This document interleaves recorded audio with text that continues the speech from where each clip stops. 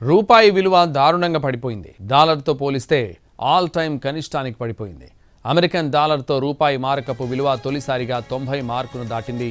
పతనం ఇలాగే కొనసాగితే రూపాయి విలువ 91కి పడిపోవచ్చని అంచనా వేస్తున్నారు. ఈ తరుణంలో రూపాయి బలోపేతానికి ఆర్బీఐ చర్యలు చేపట్టింది. ఇప్పటికే ద్రవ్య పరపతి సమీక్ష షురూ చేసింది. కరెన్సీని ఆదుకునేందుకు చర్యలు తీసుకుంటోంది. రేపు నిర్ణయాలు ప్రకటించనుంది.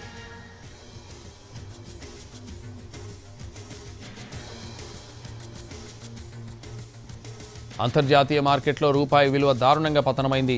బుధవారం నాటి ట్రేడింగ్తో డాలర్తో పోలిస్తే ఏకంగా 90 మార్కును దాటి సరికొత్త జీవనకాల కనిష్టానికి పడిపోయింది.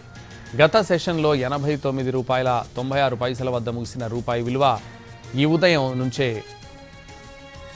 క్షీణిస్తూ వచ్చింది. ఒక దశలో ఏకంగా 90 రూపాయల 14 పైసల వద్ద ఆల్ టైమ్ కనిష్టాన్ని తాకింది.